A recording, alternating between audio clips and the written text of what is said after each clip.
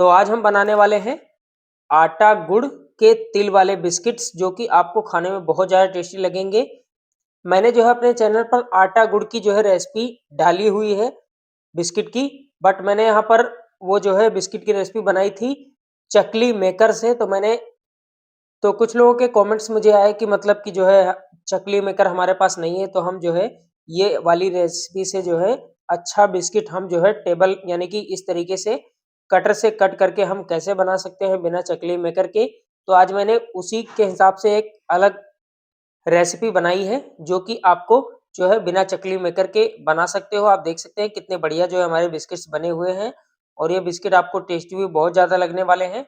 तो ये बिस्किट आपको कैसे बनाना है, कौन-कौन से इंग्रेडिएंट्स लेने हैं, तो hello and welcome to my YouTube channel Rajesh bakery cafe. चलिए स्टार्ट करते हैं और बनाते हैं आज के हमारे आटा और तिल गुड़ के बिस्किट की जो है रेसिपी। तो हमें अपने आटे गुड़ वाले बिस्किट बनाने के लिए सबसे पहले हम लेंगे अनसॉल्टेड बटर, और ये आपको लेना है 1/3 कप, यानी कि ग्राम के हिसाब से आपको लेना है 90 ग्राम। यहाँ पर मैं जो है अनसॉल्टेड बटर का यूज कर रहा हूँ, आप इसकी जगह पर सोल्टेड वाले बटर का भी यूज कर सकते हो, या फिर आपको अगर मार्जरीन लेना है तो आपको जो है मार्जरीन भी इतना ही लेना है जितनी क्वांटिटी में मैंने लिया है, यानी कि 1/2 कप यानी कि 100 ग्राम।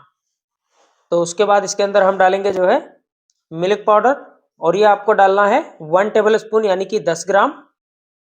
और उसके बाद आपको डालना है 1/2 कप जो है शक्कर, यानी कि गुड़ वाला जो पाउडर आता है वो आपको डालना है। 1/2 कप से बिल्कुल थोड़ा सा आपको कम रखना है, यानी कि ये आपको टोटल 60 ग्राम लेना है। उसके बाद हम इसके अंदर बेकिंग पाउडर और बेकिंग सोडा डालेंगे। तो यहाँ पर बेकिंग पाउडर आपको 1 टीस्पून डाल देना है, यानी कि 3 ग्राम। और उसके बाद बेकिंग सोडा हमें डालना है 1/4 टीस्पून, यानी कि लगभग आधा ग्राम जितना ही आपको जो है बेकिंग सोडा डालना है इसके अंदर।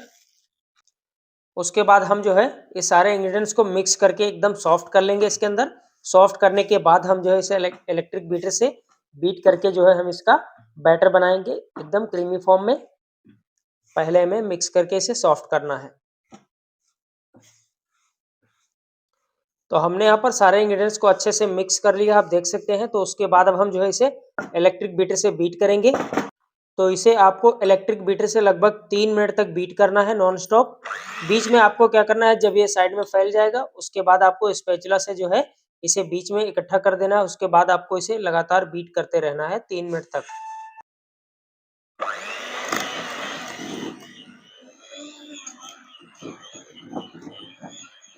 तो हमने जो है बैटर को 3 मिनट तक बीट कर लिया है, और 3 मिनट तक बीट करने के बाद हम जो है बॉल से सारे बैटर को बीच में कर देंगे। और सारे बैटर को बीच में करने के बाद हम इसके अंदर डालेंगे जो है रिफाइंड ऑयल। तो रिफाइंड ऑयल यहाँ पर आपको डालना है 1 टेबल स्पून, यानी कि लगभग 12 ग्राम जो है इसके अंदर आपको रिफाइंड ऑयल डाल देना है। उसके बाद फिर से हमें इसे बीट करना है लगभग 2 मिनट तक।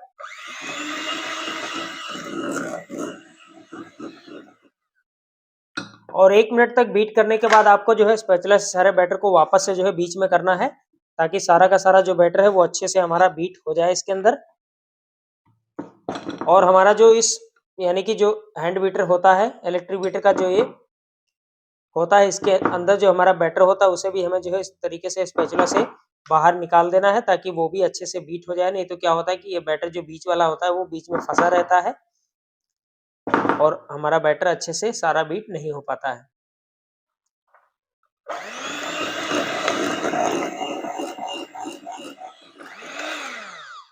तो हमने यहाँ पर जो है बैटर को अच्छी तरीके से बीट कर लिया है 2 मिनट तक, और हमारा जो बैटर है वो एकदम परफेक्ट रेडी हो चुका है।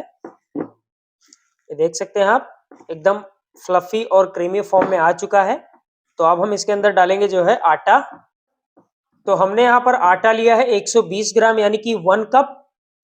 मैं यहाँ पर 1 कप आटा डाल रहा हूँ। अगर आपको आटे की जगह पर मैदा लेना है तो मैदा आपको डालना होगा 140 ग्राम, यानी कि 140 ग्राम।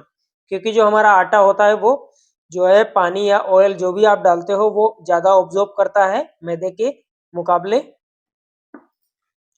तो हमें सारे डो को जो है अच्छे से मिक्स कर लेना है इसके अंदर। तो हमने यहाँ पर अपने डो की अच्छे से मिक्सिंग कर ली, आप देख सकते हैं। तो इसी तरीके की आपके डो की जो है कंसिस्टेंसी होनी चाहिए, आप जो है हमारे डो को देख सकते हैं। तो उसके बाद अब हम जो है अपने डो की बेलाई करेंगे। तो डो की बेलाई करने से पहले हमें जो है आटे को टेबल के नीचे जो है डस्ट करना होगा। तो हम जो है आटे को डस्ट कर देते हैं टेबल के ऊपर।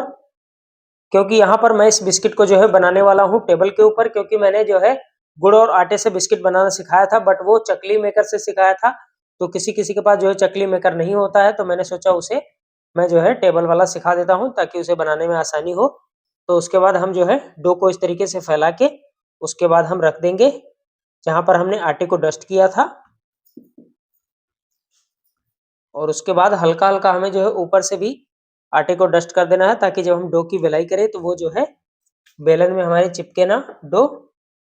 तो उसके बाद हम जो है डो की बेलाई कर लेते हैं।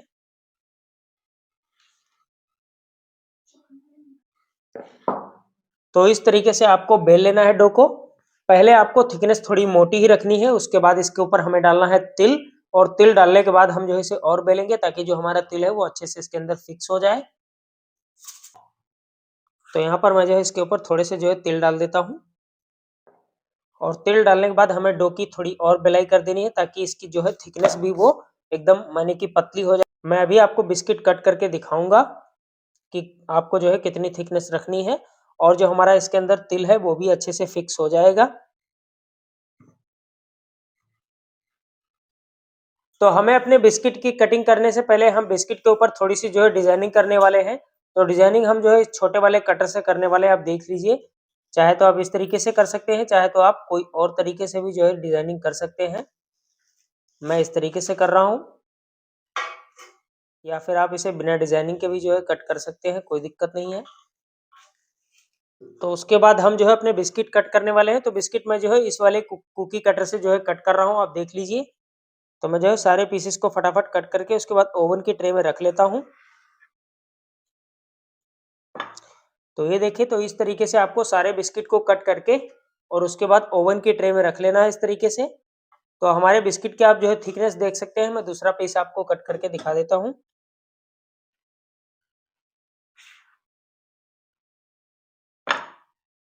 तो ये देखिए, हमारे बिस्किट की जो है थिकनेस इससे ज्यादा आपको नहीं रखनी है। तो ये देखिए, मैंने अपने सारे बिस्किट्स जो है वो कट करके रख लिए हैं ओवन की ट्रे में। तो इसे आपको बेक करना है 190 डिग्री पर, यानी कि 190 डिग्री पर। तो मैंने अपने ओवन को पहले ही प्रीहीट कर लिया था, तो अब मैं इसे डाल देता हूँ फटाफट बेक होने के लिए।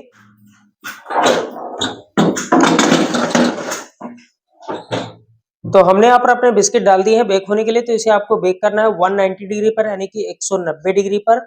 और राडें आपको हमेशा दोनों ही ऑन करके रखना है।